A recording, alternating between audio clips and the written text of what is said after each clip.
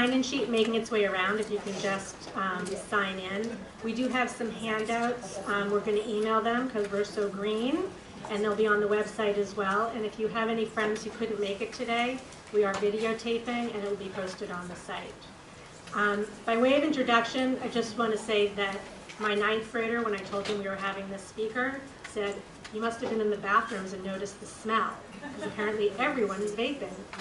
And a senior who has come to our PTSA meetings said, "Yeah, no, everyone's doing it." So we are very delighted for the PTSA to bring Richard Stumacher here. He is the Chief of Pulmonology and Critical Care at Northern Westchester Hospital.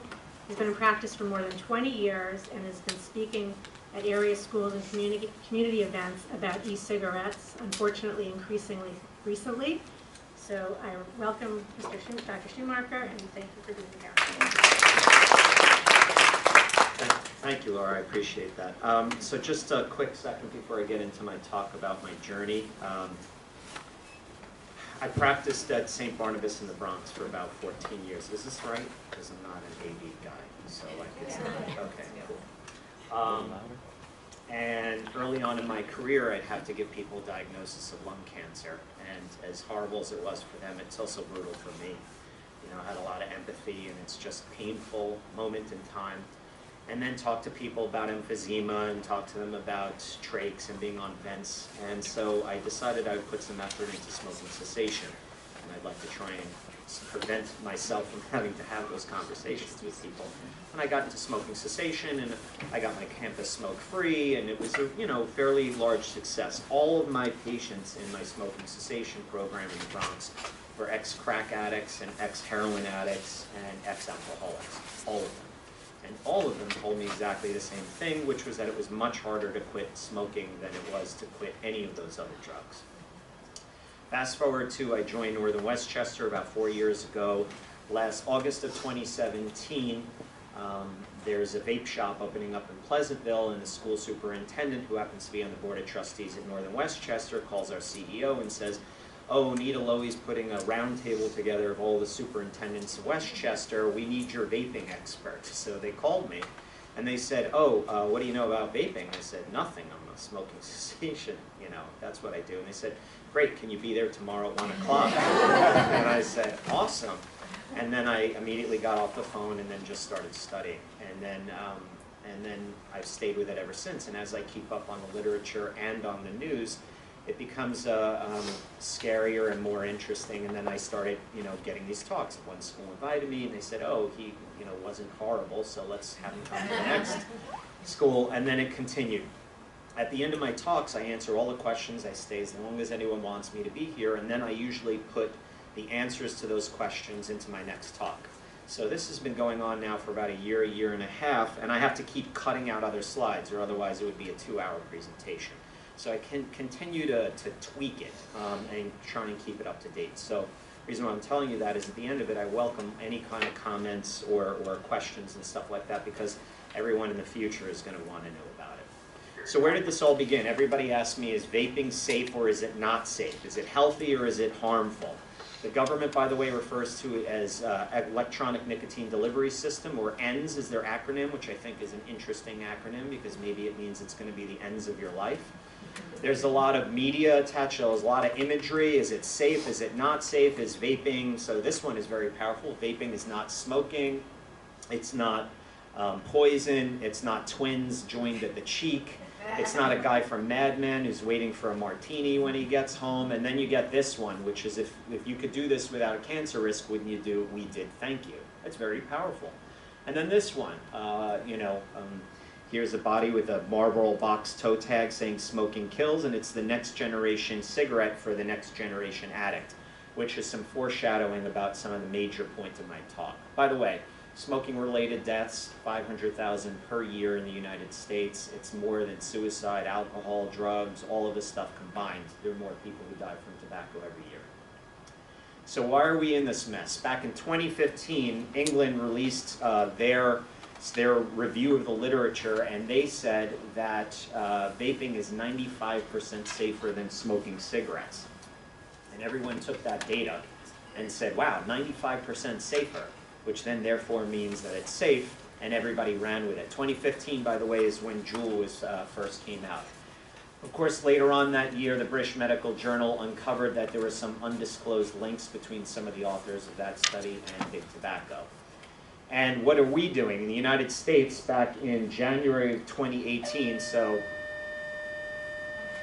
today's what, the 25th? Literally 1 year and 2 days ago today, the United States released what we understand. Do you guys want to turn off the middle light so people can see the screen better? I think the issue was if that is off, then we don't see you. Okay, So. all right, never mind, sorry. So I don't know if you guys are seeing this well, but this is the National Academies of Sciences, Engineering, and Medicine. Basically, they reviewed over 800 peer-reviewed articles, and they combed through the literature, and this is what they had to say. By the way, there's a copy of this that's going to be sent to you electronically, so you don't have to memorize it, and it's something that you can kind of digest and go over with your kids later. This is their summary. Evidence suggests that while e-cigarettes are not without health risks, they're likely to be far less harmful, just like you're likely to not die in a car accident at 80 miles per hour. This does not mean that they are harmless, it just means that they're less harmful. They said that they may help adults who smoke conventional cigarettes quit, and however, their long-term health effects are not yet clear. Let's make this obvious, right? They don't know. We don't know what the harmful effects are yet. And this one, and this is extremely important, is among youth who use e-cigarette rates at much higher levels than the adults. There's substantial evidence that e-cigarette use increases the risk of transitioning to smoking conventional cigarettes. So what's our body of evidence? I only look at conclusive and substantial. Everything else is a coin flip or even worse.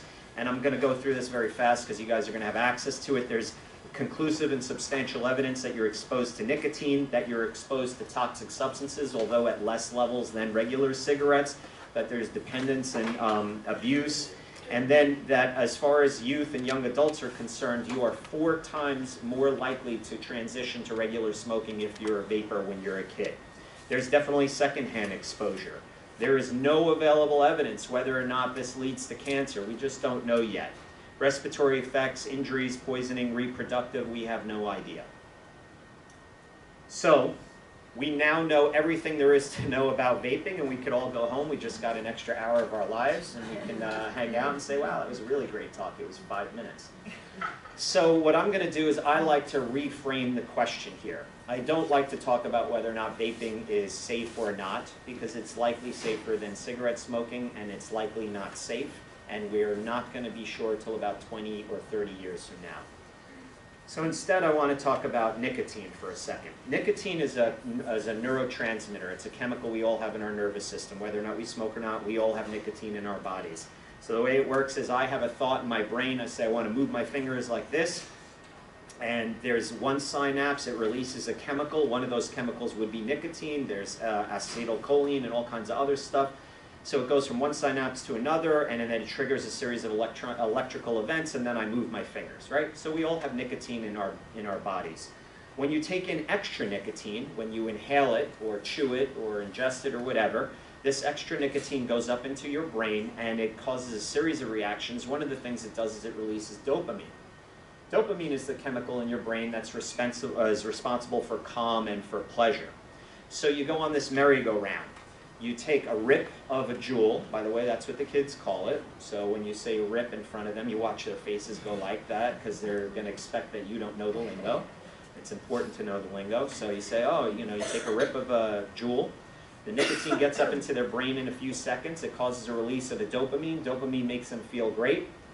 And then in between rips, their nicotine levels start to drop down. So their dopamine levels start to drop down so they feel uncomfortable or unsettled. And then they need to get more nicotine to get back to normal. And that's the problem with nicotine addiction in general, whether or not you're a cigarette user or a chew or a vapor, etc., is that it's not that it makes you feel good. It's the lack of it that makes you feel terrible, and then you do what you need to do to get back to feeling normal, which is why you need to go smoke or Juul again. And you go round and around in this circle, but it's a lot more insidious than that. So this is a study from 1988. The x-axis is time. The y-axis is the basal release of dopamine. In the top right corner, we could look at cocaine. If you take a hit of cocaine, you get an immediate straight line shot up of dopamine release. That takes about 20 minutes, and then it starts to flatten out, and it takes about an hour and a half before you get to your highest level of dopamine release, and then it starts to come off slowly and it starts to crash. Morphine, if you look, it's very rounded. It was done that way on purpose. The people who invented it had it a very blunted effect, so it wasn't so much of a dopamine hit, so it wouldn't be as addicting. And it takes up to 2 hours to get your highest level of dopamine release. Now let's look at nicotine. Again, straight line up. And it only takes about 10 to 20 minutes before you get your highest level of nicotine. The only thing that works as strong as that is amphetamine like crystal meth, etc. So as far as I'm concerned, nicotine is the most addictive substance known to mankind. It's way more addictive if you just look at these patterns than cocaine or heroin. But that's not where the story ends. So smokers who smoke have been researched. It takes anywhere from 10 to 20 puffs per cigarette to get through a cigarette, depending on what kind of mood you're in, whether or not it's a break at work, whether or not you're hanging out at a bar and you're just kind of chatting with somebody. And there's 20 cigarettes in a box. So if you're a pack-a-dayer, that means 200 to 400 times a day, you're triggering that pleasure center in your brain. So you're like that rat in that commercial that's hitting that button 200 to 400 times every day for 30 years, if you're a pack-a-dayer for 30 years. So you create a whole new feedback mechanism, a whole feedback loop in your brain, and that's why it's so hard to quit. There's no one who does 200 to 400 hits of crack. They'd be dead in a half an hour or so, right? There's no way that anybody could survive it. That's why this is so powerful. This slide comes from Mountainside. They gave a lecture nearby at our hospital because they just opened up in Chappaqua Crossing. They're a drug treatment facility. They do outpatient, and I asked them if I could borrow this slide. This comes from them. This is not me. According to them, the addiction potential of various substances, they have tobacco #1 at their list, and they don't do tobacco cessation. And this is what's most startling, that is if you start tobacco products at less than 15 years old, you can add 25 to 50%. That means that you're about the 80% mark of likely to become addicted if you're starting vaping, like our middle schoolers are. So this is incredibly highly addictive. Okay, so now we're going to pivot them to the next spot. So now we all understand and agree how incredibly addictive nicotine is. But you could say, so what? So you're addicted to nicotine. I'm addicted to caffeine. That's fine. It doesn't bother me. No big deal. Except for nicotine does affect the adolescent brain significantly. So this is a functional MRI of a brain. The left one box is a 5-year-old, then a preteen, then a teen, and then a 20-year-old. Red is least developed, and purple is most developed. In the white area, in the top right front of the brain, is an area of the brain called the prefrontal cortex. That's the area of the brain that governs judgment and decision-making functions. Having nothing to do with addiction, but just adolescent medicine, that area of the brain develops the slowest, as we can see in this slide over here. That's the area of the brain that and it lets you feel comfortable in making really bad decisions and doing crazy things that could be harmful to your health. Our 16-year-olds make really, really poor choices because that part of the brain is just not developed. That's all. It's not because they're a bad person or being rebellious. That's just a part of development and growth. Unfortunately, the nicotine also affects that area of the brain. By the way, that area of the brain actually doesn't complete development until about 25 to 27 years old, which oddly enough is about the age that your children come home and finally say, you know what, Mom, Dad, you were right all along. I can't believe how stupid I was. I should have listened to you. I love you, and thank you for all your advice. Then you know their prefrontal cortex is finally developed. So what does the nicotine do to that area of the brain? That area of the brain, it disrupts the growth of brain circuits that control attention, learning, and susceptibility to addiction. It increases the risk of psychiatric disorders, cognitive impairment, and attention deficit. So I want to be clear. That area of the brain is the area of the brain that would increase your risk of becoming addicted. And it's the least developed. And they're getting the most addictive substance known to mankind into that area of the brain at that moment in time. It is like a perfect storm. So why is it so hard to talk about vaping? Because it's so easy to talk about cigarette smoking. When I show my cigarette smoker patients, like, look at this cartoon, would you ever drink you know, gasoline and ammonia and arsenic and all this other stuff, rocket fuel. They're like, no, that's disgusting. Everybody knows there's about 80 carcinogens in each cigarette, almost 7,000 different chemicals. And then they say, well, the literature says that vaping is safe. Isn't it just flavored water? You know, or so what? There's nicotine in it. And the answer is these are the 42 chemicals that we know of so far that are in vapes. The ones with black check marks next to them are dangerous. The ones that are in red are in secondhand vaping smoke. There's flavorants. There's a lot of these are flavorants. They're just chemicals that give you a certain flavor. So two of the flavorants, diacetyl and acetylpropionyl, are the ones that give us the flavor of butter. And so I'm sure some of you have heard of popcorn lung. Those are the chemicals that are in microwave popcorn. So when it was invented in the 70s, in the factories, the factory workers didn't know any better about it, so they weren't wearing any masks, and they inhaled these chemicals. And they eventually got something called bronchiolitis obliterans, which is just basically some scarring of the lower level of the lungs. And it's a horrible, prolonged disease where they, you know, slowly can't breathe and need to be on a breathing machine and oxygen for the rest of their lives. So the people, you know, start wearing masks, and people who are proponents of vaping say, well, that's no big deal. The FDA says that they are safe for food consumption. And I always counter that argument that, yes, when you are eating your microwave popcorn, it's going into your stomach, which has a pH of 4.5 or whatever it is, 5. But in your lungs, your pH is 7.4, completely different. It doesn't mean that if it's safe to eat, it doesn't mean that it's safe to inhale. What I teach the students when I speak to them is that there's only one thing that the lungs were ever made to inhale: air. That's it. Now we have defense mechanisms to protect us in case we inhale smoke or other things, and you know, we have an immune system that protects us, but it's not meant to breathe anything else. There's a couple other chemicals, propylene glycol and glycerin. They are known to break down into formaldehyde and acetaldehyde, which are carcinogenic. So there's definitely carcinogens in these things. This is a study from March of 2018. They took the blood from adolescents, and they looked for all these unpronounceable chemicals. And this is a box and whisker diagram. So the left box is non-smokers, non-vapors. The one in the middle are vapors only, and the one on the right are cigarette smokers. And we can see that the middle box, which is the vapors, definitely have elevated levels of these chemicals in their bloodstreams. Not as high as the cigarette smokers, but certainly higher than non-smokers and non-vapors.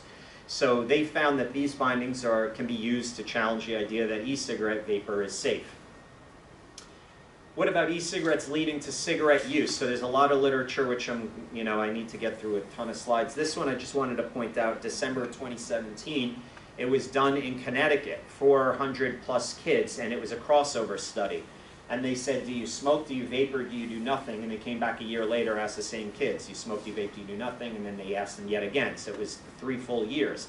And what they found was that e-cigarettes lead to cigarette smoking, but cigarette smoking does not lead to e-cigarettes, clearly. So we know that at least with children, it's just a one-way street. So, back in December of 2017, this splashed the New York Times. Marijuana and vaping are more popular amongst teenagers than ever before. I don't know if you guys are aware of this. The University of Michigan, through the NIH, studies our children's behavior every year. It's called Monitoring the Future.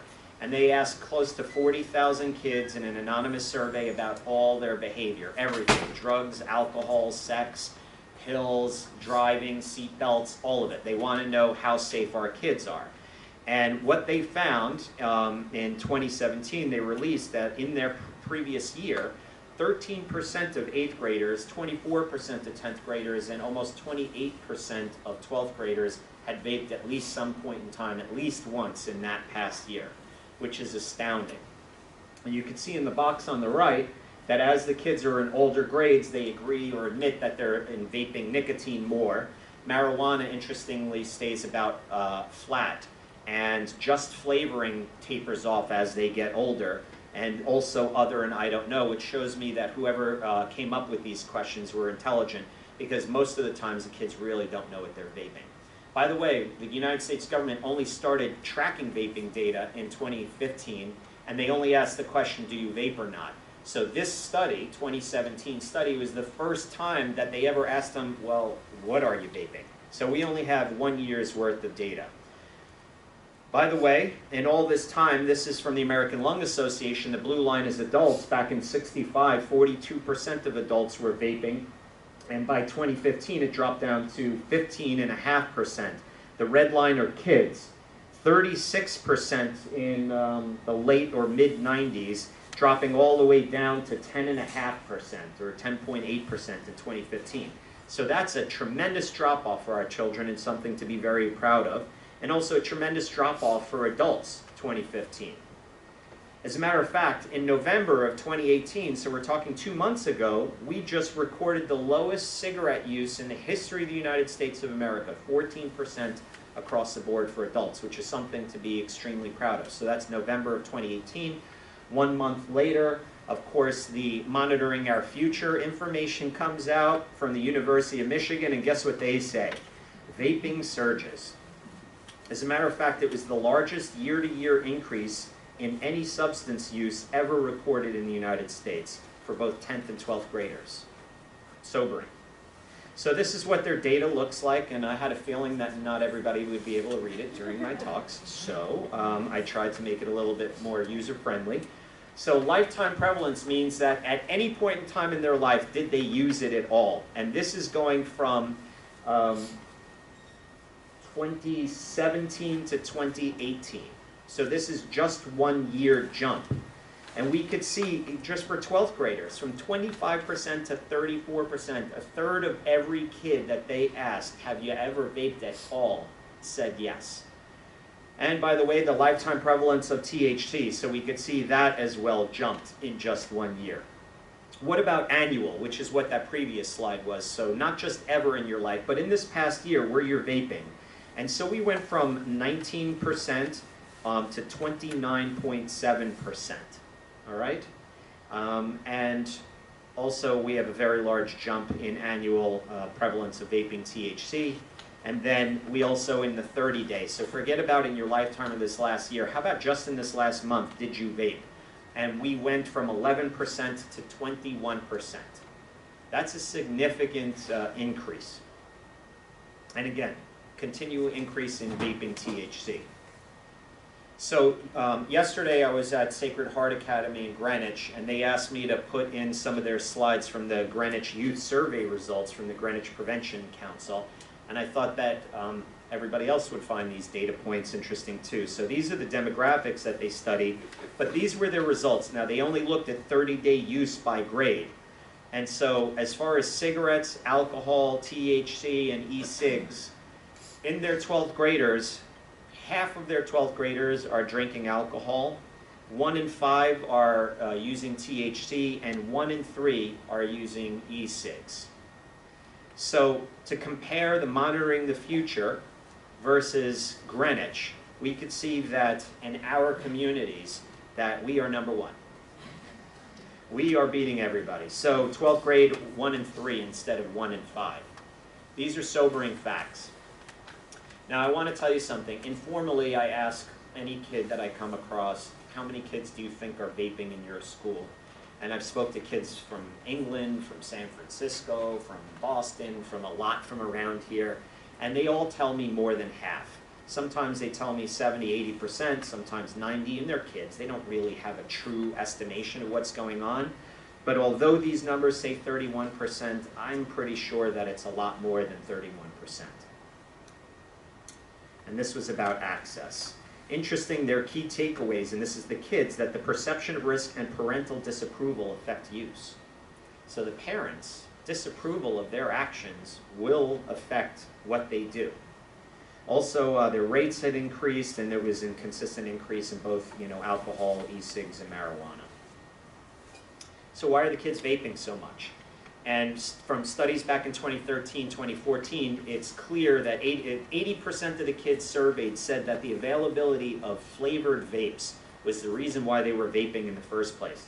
So this is kind of what some of them look like. As you see, these are e-juice bottles where you just have the e-juice and you can open it up and and use it, and we've had some accidental injuries and poisonings, not here in Westchester, but in the United States, where like an uncle is vaping and leaves his vape juice in the bottle, and a toddler comes by and it smells like Rice Krispies or pina colada, and they just crack it open and start drinking it, and then they nicotine overdose. This is from a vape shop in Englewood, New Jersey, and I was so hungry when I saw this. I wasn't even sure if this was vape. I was like, Frosted Loops donut, Frappanilla, I would love to have some of that, cookies and milk, banana pancake. This is all vape juice, and this is what it looks like. Right, so let me ask you something.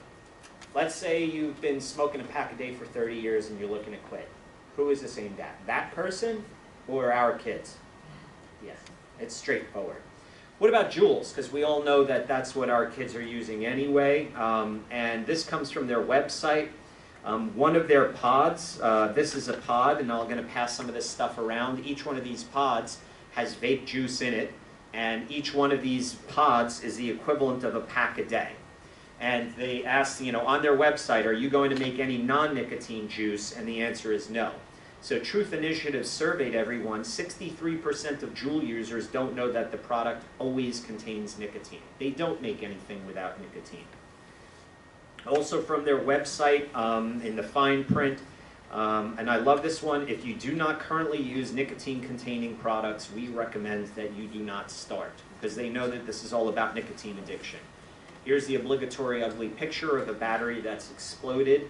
The batteries explode a lot more frequently than most people give credit for. As a matter of fact, a recent study showed that we are underreporting it by a factor of 40, that there's a ton of visits to emergency rooms for batteries that explode with vaping.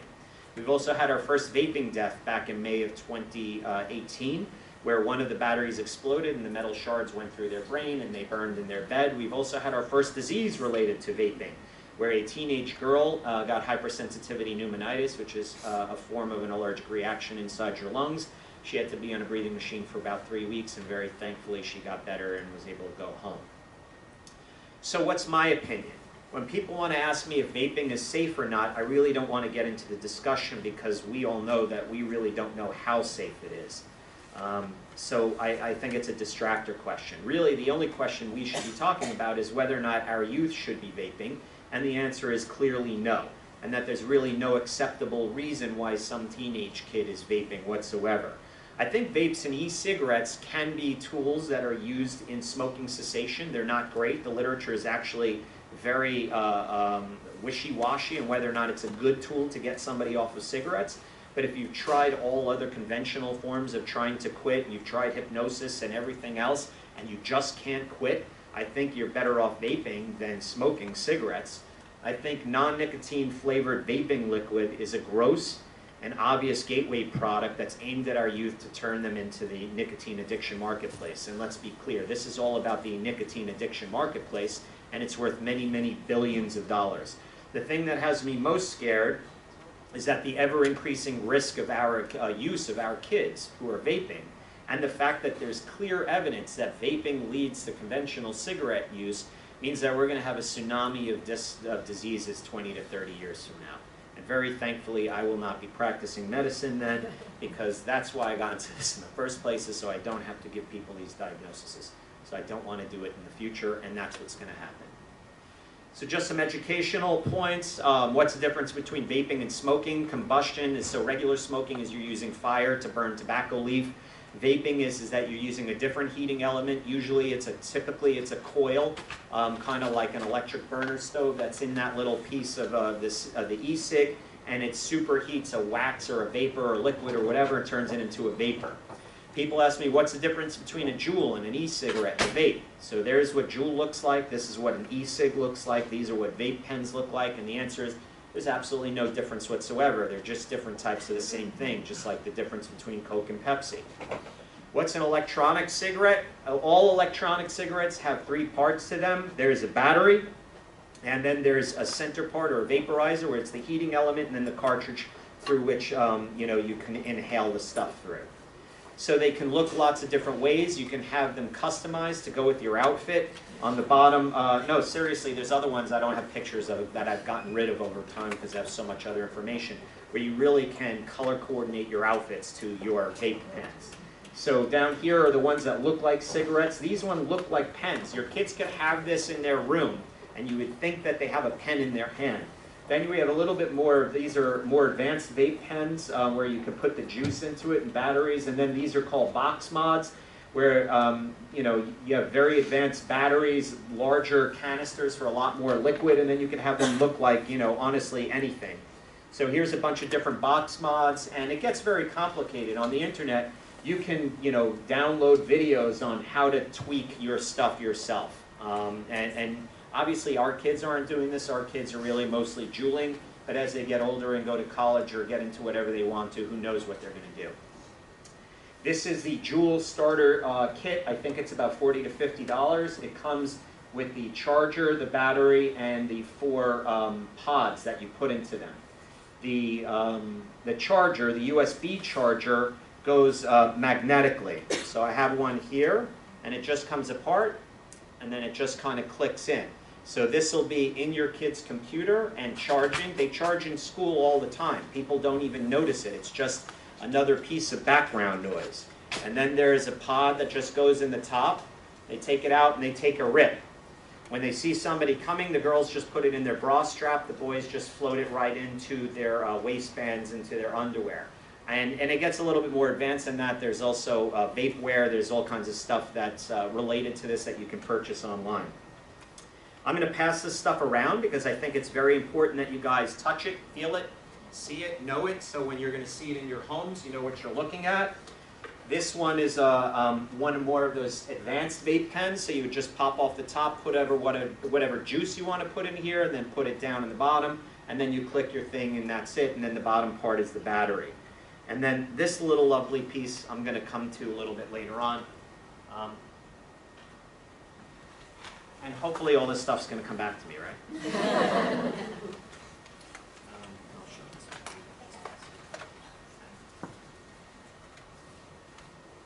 So, what happened?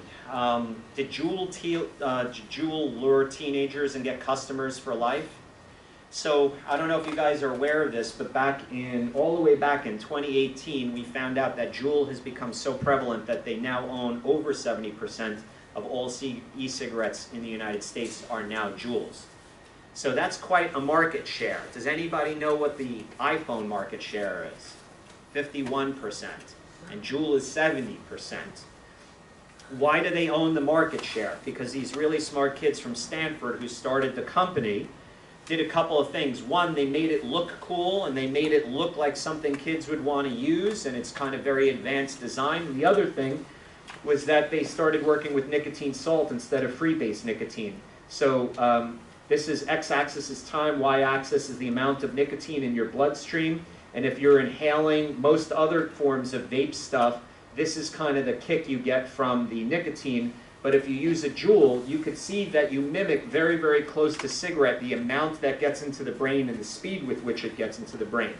So it's absorbed almost as fast as cigarettes, and it's also a lot less irritating than the free base. So it's very similar to a cigarette.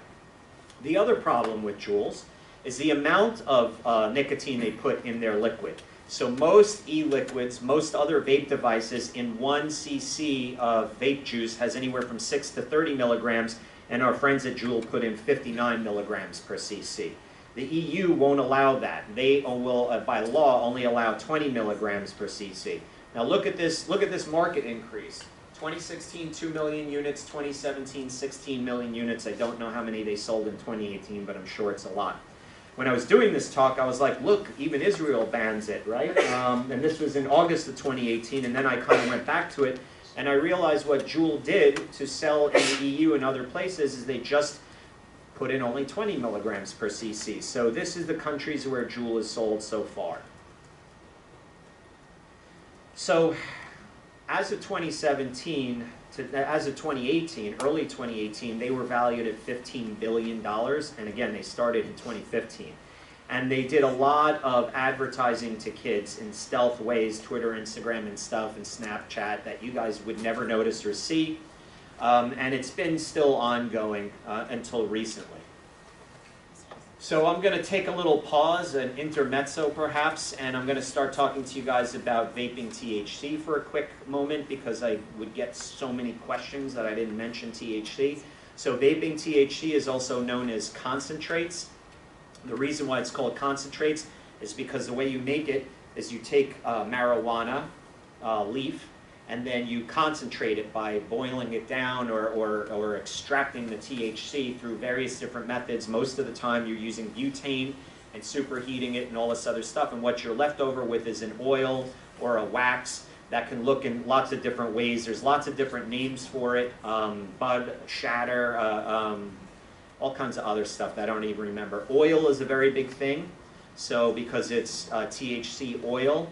And if you look at oil spelled backwards, it's 7/10. So now 7/10 or July 10th is a new major THC holiday because that's all part of the lingo. So how high do they concentrate the THC? Back when we were young kids and we were stupid and people were smoking weed or doing whatever, THC levels were about 10 to 15%. And in these concentrates, they're about 40 to 80%. And honestly, they get up to about 90 or so percent. When you're vaping this THC, it's smokeless, it's odorless, it's very easy to hide. Some kids are passing out from it. We're seeing it in the hospital. It's actually got its own name. It's called greening out instead of passing out or blacking out from alcohol.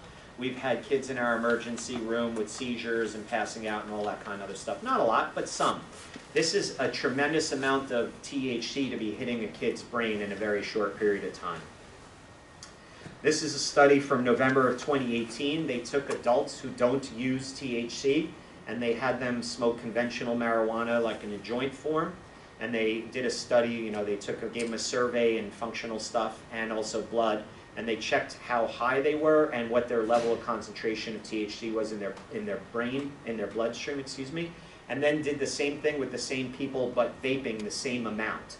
And this was their conclusions, that vaporized cannabis produced a greater pharmacodynamics effects, which means they were higher, and higher concentrations of THC in the blood compared to equal doses of smoked cannabis. So if they're vaping THC, they're getting higher just from the form of vaping it, let alone the fact that there's a lot more concentration of THC in it. Does marijuana affect the adolescent brain and the growing brain? Of course it does, very similar to nicotine, and it affects your IQ, your desire, your motivation, and all this other stuff. And I don't want to spend a lot of time on it, but there's a lot of evidence and literature, and your kids are all taught it in school in their health classes.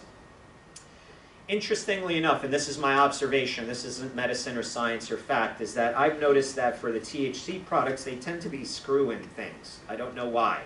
So if you notice, one of the things that are coming around is like a screw top with a brown liquid.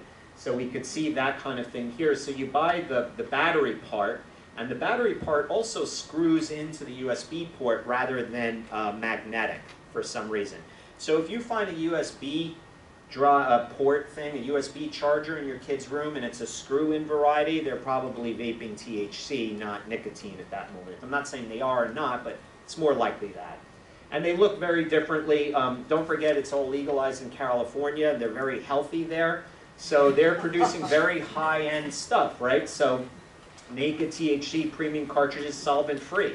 So this is 85% THC. They don't want to get cancer or problems. Now these guys, their marketing department's terrible. Nobody would ever want to buy a box that looks like this. But look, it says no propylene glycol or glycerin. Those are the two chemicals I mentioned earlier that go on and become carcinogenic. They know. They don't want carcinogens in their THC. This is a cigarette that has 200 hits of THC in it. This one is award-winning because it's discreet. That means you won't be able to smell it too much, even though it's like a sour-flavored candy one. This one is a push applicator, so you can actually just buy the juice and push it into whatever kind of vape pod that you have. 92% THC. I mean, you got to be proud of that. And here's just other ones. Now, if you find a syringe laying around in your kid's room with some dark brown liquid in it, you want to hope that it's THC, right? You might be happy that you're finding this and not something else. So now we'll kind of bounce right back into vaping and to Juuls.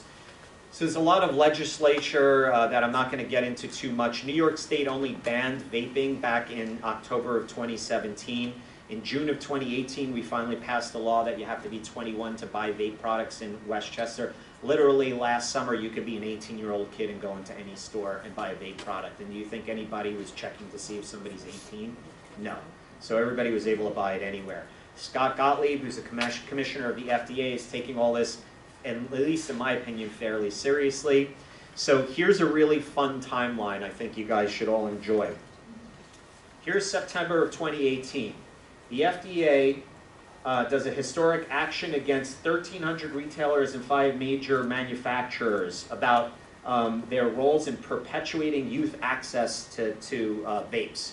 So this is, you know, a first shot across the bow, finding people, collecting money and stuff like that. 1 month later, October of 2018, they surprise Juul, walk in and take tens of thousands of pages out of their offices and saying, we're going to look at your marketing practices to kids because we think that you guys are doing things wrong. Of course, the same month, then the FDA says, we plan to sharply restrict sales of flavored e-cigarettes. I want to give you a side note here. I think it was the 70s or 80s, they were trying to sell flavored cigarettes and the FDA banned it. And we don't have flavored cigarettes, but we have flavored vaping. And there's a reason why we banned flavored cigarettes. So now they're putting everybody on notice. Hey, we're going to get rid of flavored vaping.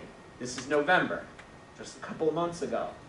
Of course, Cuomo couldn't be behind the times. So he said, yeah, well, New York's also going to ban flavored vaping too. Of course, they're behind San Francisco, who had already banned all flavored vaping and cigarettes, including menthol, back in June of 2018. By the way, Juul Labs is from San Francisco, so I found it very interesting that San Francisco banned all this stuff before anyone else in the United States did. So that's November. So Juul says we're going to donate $30 million to stopping access of Juuls to kids. They changed their website. Look at this big warning. This product contains nicotine. It's an addictive chemical. And oh, there, I don't know if you guys can see this. Oh, yeah, learn about our youth prevention efforts. Read more. So clearly they don't care about it that much. So I opened it up and I took a look at it, and I was actually pretty happy. Like, looks like they're trying to do a bunch of things. They're exiting their US social media platforms, which is where they're targeting their kids. They're going to restrict sales of flavored pods and stop distribution, but I don't know what that means because that's how they make all their money. And we are implementing product traceability, which I really like because they want to know how is their product getting into kids' hands. Because at the end of the day, they want to be profitable and still be alive, and they want people to use their product, just maybe not kids. This is the next month. This is December of 2018. Our good friends Altria, who make Marlboro, who used to be Philip Morris, paid $13 billion to buy 35% of Juul. A month after the FDA goes in and raids their papers. So it's the largest investment in Altria's history. And by doing that, instead of being worth $15 billion, they now turned Juul into a $38 billion company. And on top of the $13 billion they paid Juul, they also paid an extra $2 billion to all the employees so they can make bonuses. So 1 month ago, everybody who works at Juul got an average of $1.3 million bonus. Thank you. That's all from our kids, by the way. And everybody's really worried about it because now Juul is on the same team as Big Tobacco. So they now have a weapon to fight against the FDA, who is now inside their company, right? I wish that was the end of all of this. This is where it gets even more fun. 2 weeks before this announcement, Altria also spent $1.8 billion buying the Kronos Group. I didn't know what the Kronos Group was either. The Kronos Group is Canada's largest pot maker. So Canada, it's now federally legal to buy and make any cannabis product in Canada. So they're the biggest company in Canada. They now own about 45% or whatever it is of that company. So can you guys see where this is going to go? What do you think is going to be in about 5 years from now? We're going to see green Juuls and regular Juuls. Guess what's going to be in the green Juul? Because they have the best product and the most market share, and Marlboro has a great distribution network, and now they're going to own all the pot also. How's that for a timeline? So what can you guys do about this? You educate yourselves, which you know, while you're here. You have open, honest conversations with your kids, and I'll get into that in a little bit of time. You meet with your local school leadership and your local government. You try and legislate things, and you try and work on it. For me, the biggest key to this is that parents have some kind of education and knowledge. Start talking to their kids. As a matter of fact, you should start talking to your 5th and 6th graders, so the time they become 7th and 8th graders and they're offered Juuls at parties and bar mitzvahs and stuff like that, they've already known that they don't want to do this. I go to these schools and a lot of people tell me my kid is already addicted to Juuls. What do I do? And there's really not much out there. We're way behind the times. There's really no teen vaping addiction programs that are out there. This is a nice article from the New York Times from last year, How to Talk to Your Kids. It's a good article to read up on. When you're going to talk to your kids about vaping and juuling, you can't just punish them. If you find these products in their room and you see it, you say, well, now you're punished and give me your phone and all that stuff. You are not going to win that battle. This is going to be a prolonged discussion with your kids over a long period of time, and you have to be prepared how to be a change agent, especially if your kid is addicted, because it's hard enough to deal with a teenager, let alone somebody who actually has an addiction, and they have to see and understand that they actually have an addiction. So how do you do that? You have to accept that your facts aren't going to go that far. You have to get the kid's perspective, and you have to always ask why before telling them why not, which is a key one. I'll get into in a little bit. Share your concerns, and also concede the limits of your power. This is one of the documents you are going to get. This, I think I really like it because it gives you some of the answers to the questions that they may ask you. And I really strongly advise you. It says, be patient and be ready to listen. Use a technique called ask, don't tell. So you get into a conversation with your kid. Why are they vaping? Why are other kids vaping? Why do they think it's not harmful? Why do they want to do this? Whatever it is, it almost doesn't matter. You ask them questions, you let them talk back to you, have a conversation, you leave it alone. You should very likely use the car conversation. I didn't know this, I picked this up at one of my talks. When you're talking to your kid, and you go into their room and they're in bed right before they're about to fall asleep, and you sit down and you start a heavy conversation with like, oh, why do you vape? They are never going to talk to you. They're going to shut right down because that conversation's never going to end. They want to go to bed and they don't want to hear from you. So a car conversation works well because there is a limit to the amount of time they're going to be in the car, and they don't have to look at you. You're looking ahead, they're looking ahead, they're less concerned, they're a little bit less embarrassed, they can be a little bit less inhibited in what they're going to tell you, and they know there's an end to the conversation, because when you get out of the car to go to the mall, they know you're not going to continue to talk about this. So it's a 5 to 15 minute hit, and then change the topic and move on. And you keep coming back to it at various different times. That's why I have that handout that I gave you guys from the National Academies of Sciences. You know, after a while, one of your conversations can be, well, let's go over some of the things that so far the government says, you know, look, why you think it's not harmful, let's read this. Let's talk about it. What do you think? And then have that conversation. There's other kinds of bits of information that are out there. You can scour the internet. This one is very good from the Truth Initiative. It's about 15 pages long. It has like every single factoid about vaping. So it's really kind of comprehensive if you want to go it over with your kids. And there's all kinds of other stuff. Don't worry. At the end, I'm going to have a slide up you guys can take a picture of with all the web addresses so you can have access to this. This is cool. I just got this last week from Judy Mezzi from Student Assistance Services. This is an app that you can put on your phone, and it helps kids quit using texting and more modern techniques that wouldn't necessarily or may not work for us. And you get real quitters posts from around the internet. You can get free text messages to keep you on your own quit track, no matter what you're quitting, and or freestyle, et cetera, et cetera. So it's something there at least to help the kids. And it's kind of, I think, realistic and at their level. So that's another tool that, that the children can use. So I thought you guys would be interested to see where we're located and where your nearest vape shops are. And also where, at least according to the Juul website, you can buy your nearby Juul. Just so you know, they sell it pretty much in every gas station that there is. And of course, you can get it online, and of course the older kids are selling it to the younger kids. That little piece, that little battery, the little charger, USB charger, that goes for $20 because these kids lose it all the time, so other kids find it, and at the next party they're like, oh, you need to buy one, 20 bucks. So they're, you know, they resell them all over the place. Thank you.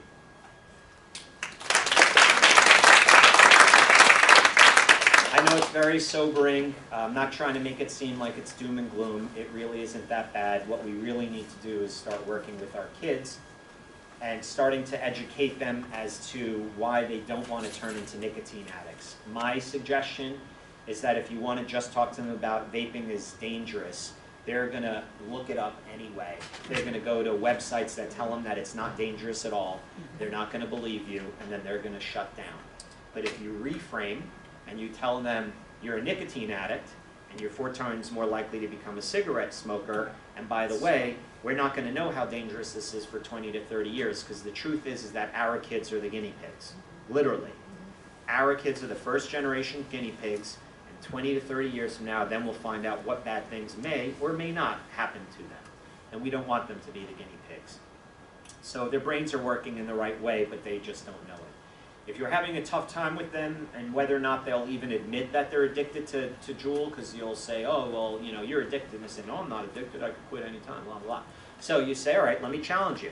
Let's go 5 days without juuling, or let's go 7 days without juuling, and let's see how you feel. And by the way, if at any moment in time you feel like, you know what, I don't need to do this silly test. I know I'm not addicted. That's your brain convincing you over your rational brain that you need to go get more nicotine. The interesting thing about nicotine and nicotine addiction is how much it's willing to make you lie to yourself about what you're doing. So when I have smokers who actually quit, so they quit cigarettes, I tell them, look, in the future something bad's going to happen to you because you're a human being and we all get bad news. Somebody's going to die, somebody's going to lose a job, there's going to be pressures, you're going to be fighting, and there's going to be a moment in your future where you're going to be under so much stress, your brain is going to say to you, go have 1 cigarette, you'll feel much better. And your brain is lying to you because you're going to say to yourself, I'll have only 1 cigarette and then I promise I won't go back to smoking. And every single one of them go back to 1 pack per day within 1 week. And I know this because in the Bronx when I did this, all my repeat customers had quit for a year, for 3 years, for 5 years, and then they come back and they say, you're right, something bad happened, I picked up 1 cigarette and that was the end of it for me. So if you're able to lie to your own self about what you can and you can't do, then that means that you're probably addicted. And look, these kids are putting themselves at risk, right? They're going in the bathroom, they're going to get busted, they're going to lose out on opportunities to play in sports or do whatever, and they'll still do that risky behavior. And they'll do that because they're addicted.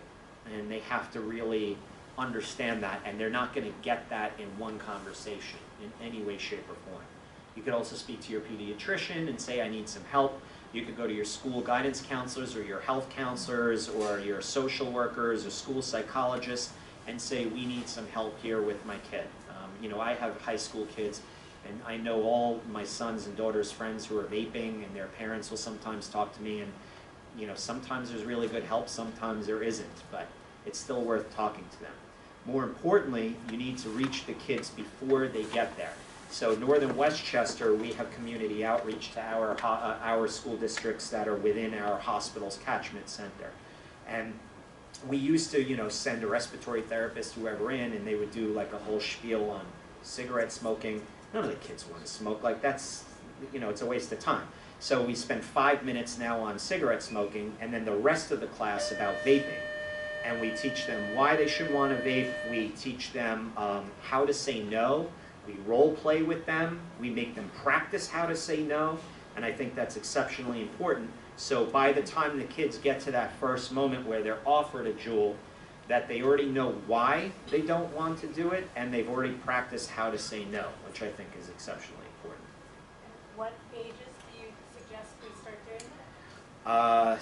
Well, definitely 7th and 8th grade, but a lot of your 8th graders are probably all vaping now, 7th and 8th graders. I know it's horrible, it's horrifying. 11, 12-year-olds are all vaping, but they all are. So I would say you should start teaching them in 6th grade. My advice is, like, depending on 5th or 6th grade, definitely by 6th grade, because by 7th grade, they're definitely going to be introduced to it. So it won't be the first time that they heard that this is not okay and that this is not cool. What I've seen other school districts do is they have high schoolers who act as peer leaders who will come into the middle school and do some sessions that sometimes aren't even supervised by the teachers, and talk to them about what's happening with vaping in the high school, why it's horrible, why these kids should never do it, and how to never do it, and to do that. So I've seen a lot of school districts do a lot of unique things. I've seen the parents and the PTA work with the school district and come up with, things to do. Judy Mezzi, again, I mentioned her before, from SAS, has this very cool thing she does. She has something called Hidden in Plain Sight, and she does an event where she recreates a kid's room, and I swear it looks like any of your kid's room, and you can go through and see if you can pick out the vaping and drug and alcohol paraphernalia that you will not be able to see or find. And it's very, very eye-opening to see what's available and what's there. So you educate yourselves, you have ongoing conversations with your kids, you get the younger kids to know. You want your kids to see a Juul like they would see a cigarette. If they're in the 7th grade and they're at a party and somebody hands them a cigarette, you know what the reaction is going to be. The goal is to have them have the same reaction with a Juul. The problem is the older kids see no harm in this. They're told that it's just flavored vaping, and even when they're told there's nicotine in it, they don't care, because is nicotine dangerous? No. Why is that dangerous? It doesn't do anything to you, so what's the big deal? Why are you bothering me? All the athletes are vaping or juuling because they feel and believe that it doesn't affect their ability to perform on the field. Although they have that perception of cigarettes, they don't have that perception of Juuls. So they're all juuling. What would be a few good ways to teach your kids how to say no when they were offered vaping during your time? So that's a great question. I believe, so as a doctor, right, I'm an agent of change. And I sit there and I talk to people about behaviors that they do, and I have to get them and convince them to want to be motivated to do the right thing. And that's really hard to do. And I'm not perfect either. Like, there are times where I'm giving advice that I don't even follow myself. I should not be throwing this stone right now. But understanding that we're all human beings, I find that most people are more likely to enact a change when they understand why they have to enact the change rather than being told they should enact the change.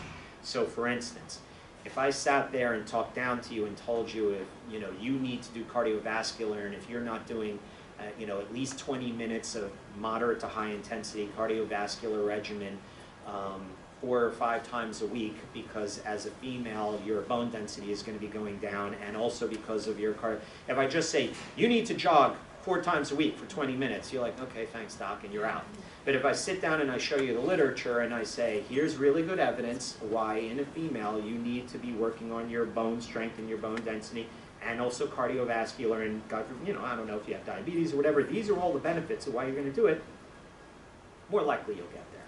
So my short answer is, once your kid understands why they would never want to turn into a nicotine addict, that's the first step. Then the second step to me would be to practice how you say no. And so what I suggest is you say, all right, let's pretend, and you do a role play, and then the first time they're going to be so embarrassed, and they'll laugh, and they don't want to do it, Mom, leave me alone. And then eventually you kind of go back at it a few times, and whatever they give you as the way they say no, you support, no matter how bad it is and horrible. Because you want to encourage them, oh, that's really great, and then let's try something different, and let's try something different. They'll come up with what works for them, rather than you feed them with it. Because if you tell them, you must say, my mom said I should never vape, that may not work for one. Honestly, it may work for one kid, but it may not work for another kid. So another kid, it may be, well, I have asthma. Or another kid may say, well, I'm an athlete, and I think that stuff is definitely going to affect, over time, my ability to run, so there's no way I'm going to do it. Or, oh, you're a nicotine addict. You're disgusting. Why would I want to be an addict? You're an addict. Like, whatever it is. So it has to work for that kid. That's my advice. And that's, they're also fragile. One 6th grader is not the same as a different 6th grader. So, it's really, it has to be an individualized approach. And you know your children better than anybody else does. I don't think you could leave it on the school district. I go to a lot of places and the school needs to police this. And I feel like if you aren't working with your kids at home, then you're never going to get all the way through this. Like, you could work in partnership with your school You can't expect your school to change your kids' behavior. You must change your kids' behavior. In the fall, I think it was Senator Schumer, they finally kind of came out with some ideas about regulation, although they gave the merchants, I think, 6 months to Yeah. act. Do you have any sense of what those regulations might look like and how they might curtail the buying and selling of some of the paraphernalia and how that might help parents with that? That's a great question. So it gets a little bit more involved, which is that there's a lot of mom and pop shops that do vape. You just saw the picture of them. They make their own e-juice. Nobody's looking over their shoulder to see how they're making it, what they're putting in it, and it's not being regulated. And that's part of what the big government was. And then they had to have an application in, and then they extended it for a really long period of time before people even have to start sending in applications. That's one picture. And I have no idea, honestly, where that's going to go, except for everybody's dragging it out as long as they possibly can. That way, the senators win because they look like they're doing something, and the business people win because they're not losing their jobs and their livelihood. So it's a win-win. There's a whole different aspect to me, which is what the FDA is wanting to do about it in the groundswell, which is to really kind of curtail these flavored products. And, you know, I like to see every side of the picture or their perspectives as much as I can, even if I don't agree with them.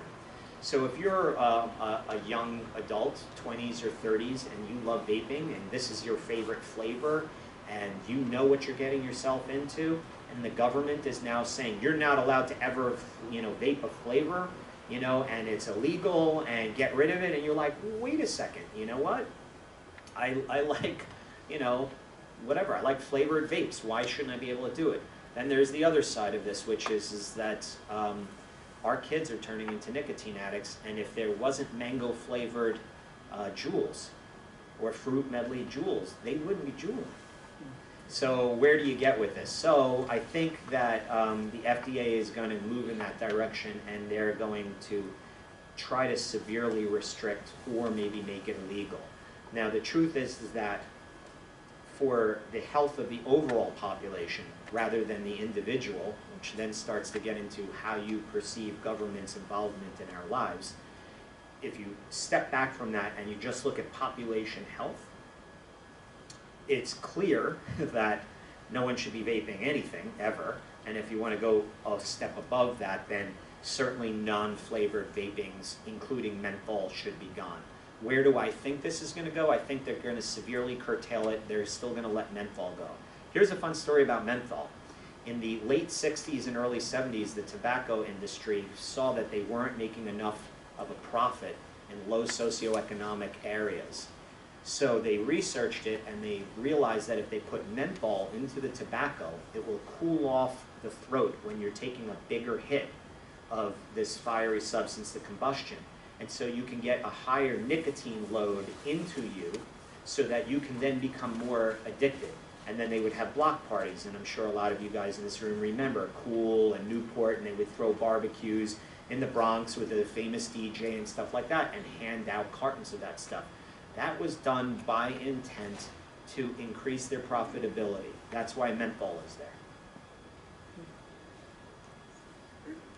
So you had talked, great presentation. I found it very useful. As someone who had a lot of family members who were addicted to cigarettes, to watch them go through trying to quit was painful. I know you said you don't have programs currently today for kids who are vaping, but the similarity is the common thing is nicotine. Are there programs even with cigarette smoking that maybe could translate to the kids who are vaping? Because that's my concern. If maybe these kids do want to stop, how can we help them? So her question, it's an excellent question, is that shouldn't smoking cessation translate into vaping cessation? And the answer is it should. And so I'm not a pediatrician, and I'm not an adolescent medicine doctor, and I'm not an addiction specialist. And whenever I've looked into it, and I can't say that I've spent weeks looking into it, but I've spent some time, I don't really know of much adolescent smoking cessation programs. And when I spoke to Mountainside, and that's their business, and I asked them, what do you do? And they kind of gave me a half answer, like, you know, they're working on the alcohol and the cocaine and the pills and the Adderall and all this other stuff. And the truth is when you're trying to get off of those things, it's hard to break more than one addiction at the same time. And out of all those addiction, you can save the nicotine for last. They didn't say it, but you can save the nicotine for last. And so they do some of it, but it's not really what they do. And I don't know of anybody who really does it too much. And I may be wrong. I'm just giving you my version of things. My feeling is that, and I've asked people at government levels and at Northwell Health System levels, and I haven't gotten too much interest in it. And my career is not set up that I can do this, but in my mind, if we took a pediatrician, an adolescent medicine specialist, an addiction specialist, and a tobacco cessation specialist, and put a program together that had behavioral modification, using modern technology and modern techniques to communicate to these kids in ways that work for them instead of us, you know, and making sure that the nicotine replacement therapy doses weren't off the charts, and making sure that we're not missing early signs of psychiatric disorders like anxiety disorders and depressions and stuff like that. Because the truth is as a neurotransmitter, this stuff actually works very well. As a sidebar, patients with very severe psychiatric disorders like bipolar or severe major depression, schizophrenia, like something like 80 or 90% of them smoke. And the reason why is because this improves them. They smoke not because they love to be smokers, because it makes them safer and better and feel better. And so you have to be very careful when you're stopping someone like that off of these things, because you can send their disease into a problem. So this is a little bit more complex than just throw a nicotine patch on a kid and hope they get better. And again, we're all playing catch up. But I think people are paying attention to it, because I know people have started to talk about it. And as you saw, there was a whole article in Wall Street Journal just within the last month, how there's really nothing for kids who are addicted to vaping. So if this is my opinion, and I'm just a doctor in Westchester who cares, that's all I am. I'm assuming at a much bigger level there are people who are really paying attention to this. But you know what happens when we assume. Yeah. Okay. One clarification. Did you say that every product Juul makes has tobacco in it? Has nicotine, Has nicotine?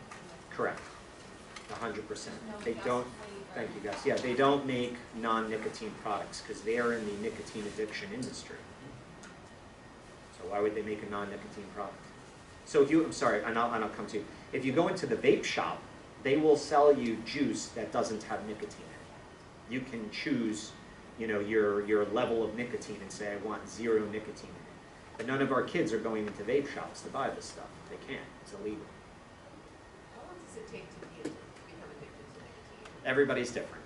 So some people are and some people aren't. When I, you know, with my smokers, I had people who were 3-pack-a-dayers and I'd say, you should quit. And they'd quit the next day and I'm like, how did you do that? Yeah. They said, you told me to stop. And then I know people who smoke 3 cigarettes a day and no matter what drugs I gave them and behavioral modifications, and they could go to hypnosis and they can't quit. So everybody is different. And I'd say just everything has to be individualized. Do you know prices of the Juuls as well as the vaping for the THC? So a Juul starter pack, I believe, is about $45–50. If the kids are reselling it, they may sell it for $60 to $80. The pods are $5 each, so it's the equivalent of a pack of cigarettes is only $5 instead of $15. And they always come in 4-packs, so it's $20 to get one of those. And Pods are not reusable. so they aren't, except for they could be. So there is a way to modify them, and you know, you watch a YouTube video and it shows you how to crack it open and put in new juice and then close it up. But let's be honest, we're fortunate enough that our kids live in an environment where it's not a big deal for them to have $20 and buy a whole other 4-pack. So kids may be selling them one at a time, and I don't know in depth if the kids are selling them for $5 to each, or maybe they're making a profit and here's $8 or $10. Don't forget they're Venmoing also. So it's very easy for them to make all these purchases. The other thing they do is they'll get Amazon, they'll get gift cards, or they'll go in and they'll buy, you know, $20, $50, and then they'll go on Amazon and then they can buy stuff. So you know, the legislation is very important. I don't believe that they're going to be able to legislate it into a position where kids will not have access to what they want. Just on that though, there could be legislation to get rid of waivers. Yeah. Oh, yeah, and they're working on that. As a matter of fact, Scott Gottlieb came out on the 21st or 22nd of this month, literally just a couple of days ago. Another warning shot across the bow saying that that's what they're moving towards next. You know, that he's going to make it his mission to make it illegal. Just to come back to the THC stuff is illegal in New York. It's legal in other places. And what I learned at some of my other talks when I had a Westchester County drug enforcement agent with us, leaf marijuana is under an ounce is a misdemeanor, serious misdemeanor, but it's a misdemeanor. The concentrates are a felony. So if your kid gets busted with one of those, they're getting in handcuffs, brought over to jail, you're getting a lawyer, and then you're going through that whole process until it becomes legalized here. Everybody seems to have access to all this stuff here. I've been at adult parties where everybody has it all over the place, and I'm sure some of you in this room have as well. And as we can see, the stigma of marijuana is we're moving away from it. We're moving towards legalization. These kids are aware of this. The real problem for me, not the real problem, one of the most important problems of the kids vaping THC is that they don't have a perception that it is not okay to drive while stoned. So they will never drive drunk, and they will all drive stoned. And so I always message to my kid that you're not getting into a car with a kid who is intoxicated. I never say drunk because I don't know what they're taking. And so these kids have no perception of that whatsoever. And they feel because there's no breathalyzer that they can't get into trouble because they're stupid, because cops aren't stupid, and they know how to test you to see if you're stoned as well. And they do.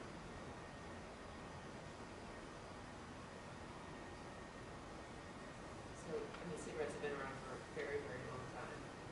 As a country, we've never been able to stop the cigarette industry. Why would we be able to stop the vaping industry? I don't think we're ever going to stop the vaping industry or change it. I think, well, so I kind of agree with you, but I think that, and I guess this is just me, I just want to stay focused on the kids. You're an adult. You want to do that. You could go eat McDonald's every day, and there's no law against it. And you know that it's not good for you. So enjoy yourself. However, when it comes to children, especially when their prefrontal cortex is at a level where they don't understand, and you're taking the most addictive substance known to mankind, and you're hitting their brain at the worst moment in time, I think we can do a lot to move that needle. Now, yes, there'll always be kids that are vaping, and the truth is that there are probably kids with undiagnosed or early diagnosed psychiatric disorders that it may be actually beneficial for them. I'm not trying to support this. I think that this should be away from our kids. When they become adults, then they can make decisions that they want to do. And I think, or I'd like to hope that that's where we go. And the nonsense with the flavored vaping liquids clearly is what's helping the kids be interested. If they had absolutely zero access to flavored nicotine, I don't think we'd go down to zero, but we'd see those numbers drop right off. And actually, that's what Scott Gottlieb said. Is he said if 2018's or 2019's numbers don't show a decline in vaping, we're done. He's like, it's going to be an endangered species, is what he called it, vaping. Thank you. Thank you very much. Thank you for hosting me. Thank you for having me.